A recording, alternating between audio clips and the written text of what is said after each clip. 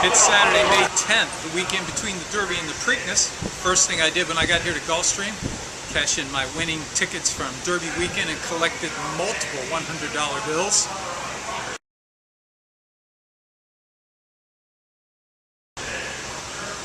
And it's opening day at Monmouth Park today, which will be the second half of my summer handicapping session. But the first half, which is going ultra well, is at Churchill Downs, and that's where the first bet of the day was. It was the opener, reduced down to a field of 4 with scratches on the sloppy track. I like number 3, crooked as can be. First off the claim for Brad Cox. Looked pretty sharp to me. He was behind a repeat winner in the only one of his last 3 races that he did not win. Had a little bit of trouble through the first turn. He's clear down the back stretch, stalking the 2 front runners. And then on the turn he made his move.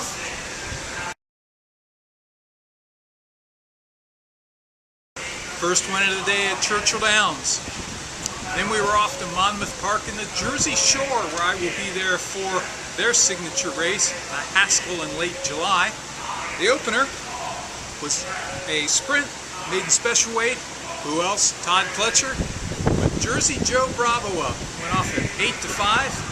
Some of the handicappers on the line did not like him, wanted a more value play. Hey, let's go with the winner. Stalk the leaders to the turn. Jersey Joe asked him to run. Free will on the outside, battles with Perdido Brew. Farther back, it's seldom seen slim. They're inside the final 16th of a mile, and Joe Bravo shakes up triple play, and they're going to cruise home. The best winner in the opener. Easy. Double the bet, got back almost $30. 2 for 2 to start the day. Picked up my 3rd win of the day in the opener at Gulfstream. Point Rocky Home, number 7. Paired up his last 2 figures, which were also both better than anything that his rivals had run in their entire career. He shot right to the front.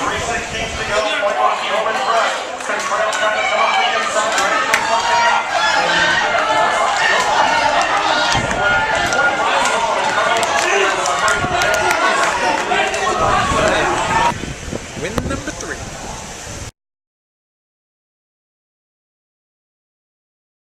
The 7th at Calder was my best bet of the day at Calder. 8.5 furlongs on the turf, claiming event. Number 1, Jade's Rainbow, was also the daily racing form handicapper's best bet of the day. Coming off a bullet work, numbers just stood out. Then I got here, and in spite of a sunny week and a sunny day, again we're off the turf at Calder. So I scratched him off the list. Well, it's been an hour since I've cashed a winning ticket, and I look up there and Jade's Rainbow is still in the race, and he's being bet as the favorite.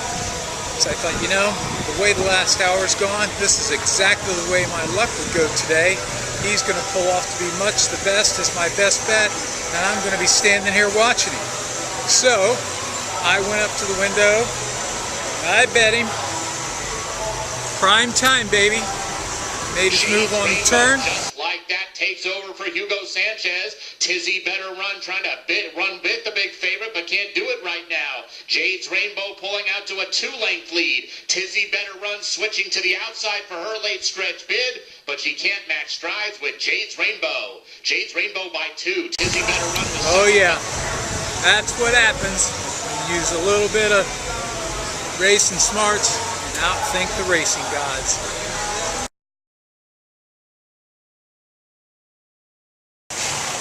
The opener at Santa Anita. Favorite was number 3, Silk and Silver. It was Brad Free's best bet of the day. Rafael Bejarano sticking on board this class dropper. Debated going prime time, but I stuck with my double bet right to the front. Drew off like a 1-5 shot should.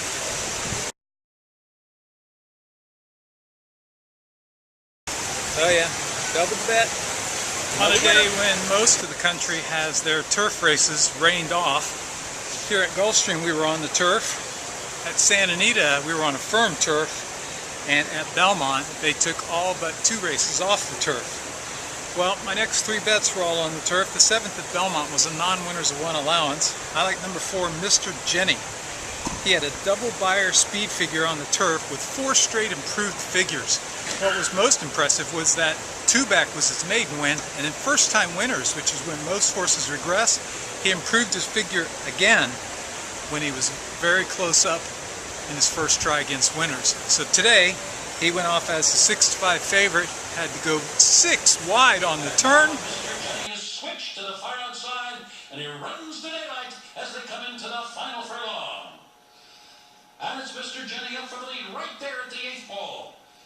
Stableford battling him for every inch as they come down to the final 16th, but it's Mr. Jenny who's going to prevail from off the pace and to win it going away at the end.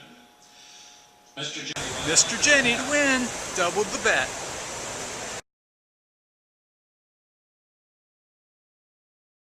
Out to Santa Anita minutes later, the second race, number 4 Segway.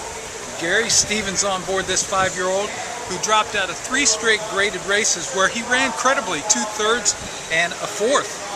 Today he looked tons the best on class. He broke out of the gate. Stevens took him right to the front as a 4-5 favorite. They hit the far turn. He was in cruise control. Segway is still the leader. Segway turns for home, a length and a half in front, gets the rein shaken in there, and Segway goes for home. Jules Journey comes to try to run on down at the rail, needs someone to run on the outside, unusual heat wave, but it is still Segway the leader. Jules Journey now has room and chasing, but Segway is too good. And Segway in a dominating performance. Segway. Doubled the bet on Segway. Never moved a muscle. Good job, Gary.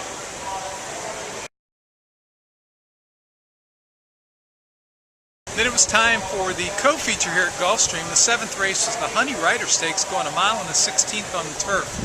I like number 1, Daring Kathy. I thought she'd get a ground-saving pressing trip off the early speed after coming off the second big win from 3 starts, but instead gunned right to the front. The pace looked fast, and when they clicked off the teletimer at 45 and change, I'm like, man, there's no way she can get going. But when they had at the top of the stretch, she was still clear by daylight. Kathy are daring the field to catch her as they turn for home. Still racing second is Florida Sun, asked for her best by Ramsey Zimmerman. 2.5 lengths back to the inside. Bella Traviata and Holiday Magic is next. They're inside the final 3/16. Daring Kathy, shake it up for the drive-by at the High Day. Daring Kathy wires the Honey Rider. Featured, woo, the Honey Rider.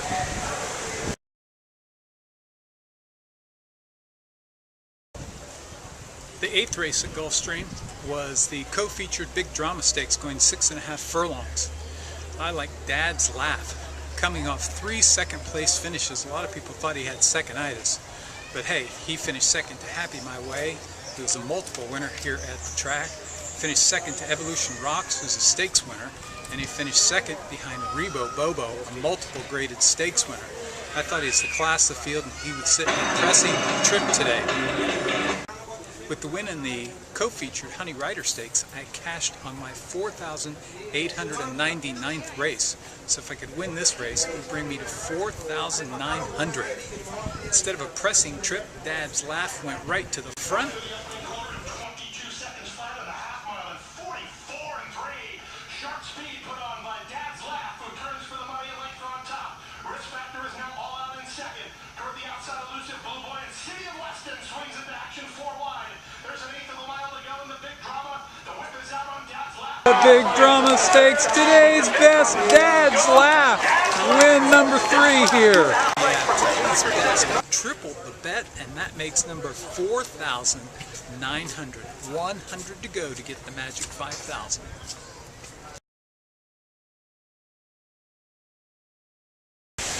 The feature at Belmont today was the Grade 2 Peter Pan, which is considered a prep for the Belmont Stakes in 4 weeks. I liked number 4, Tonalist. He had won 2-back to break his maiden impressively, and then he was second to Constitution last time out, who of course came back to win the Florida Derby. Also in that same race was the winner of the Wood Memorial, so it was an ultra key race. He had a super set of workouts, including 3 bullets. I just thought he looked much the best. He'd come from off the pace, broke slowly, shot right up to the lead on the rail. They were going 9 furlongs. That half mile was in a sizzling 46. Oh my God, could he hang on? As he turned for home, he was still in front. It is Totalist that catches the field, turns for home. Commissioner comes through and opening down toward the inside. I Wish You Well, Matterhorn fourth. Totalist first, coming into the final furlong here of the Peter Pan. And he kicks away again to a 3-length lead. Commissioner, I Wish You Well, and Matterhorn all left in the muddy wake of Totalist, who glides under the wire at the end. He won. Oh yeah, prime time, baby. Over $40 back. Nice. The feature race on opening day at Monmouth Park was the Decathlon Stakes. And the favorite figured to be Rebo Bobo. That guy had just been sensational here at Gulfstream. But in his last race on Florida Derby Day, he just didn't look the same.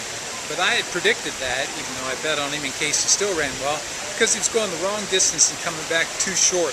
This time he was off 6 weeks. It was the right distance of 6 furlongs, and I thought a lot of people would overlook him. We'd get a good price. I mean, 3 to 5, 4 to 5 should have been his price. Instead, he went off at a nice 3 to 2. Broke right out of the gate, stalking a 21 3/4. The leader was just riding for all his worth. Paco Lopez sitting chilly on Rebo Bobo. Took the lead coming out of the turn. Then, oh my God, he blew the turn into the stretch. He can run and be bullish. They're off the turn. Rebo Bobo wide off the turn in front, though. Joe Tess fighting stubbornly right to the 8th pole. Rebo Bobo narrow lead. Joe Tess continues to fight on second, though a length behind. Party All Night Long is third, down to the final 16th. Rebo Bobo in front as they come to the wire, and a resounding winner of the Decathlon. Still tons the best. Prime time again.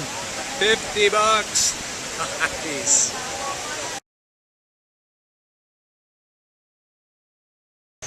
The 9th at Santa Anita is a maiden special weight. I like number 5, Classy Ava. She was sharp in her debut. She was second in front of 2 next out winners, making that an ultra P race. She's had improved workouts since that race. I think she's primed for a big run today.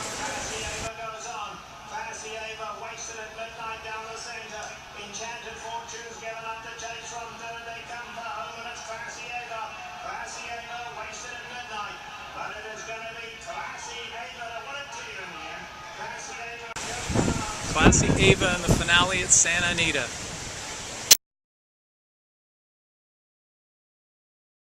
It's been a good day today here at Gulfstream. It's a good opening day at Monmouth. Look forward to having that as the second half of my summer handicapping project. It's awesome to get my 4,900th win today. Swept the co-features here at Gulfstream. Won the Grade 2 Peter Pan at Belmont.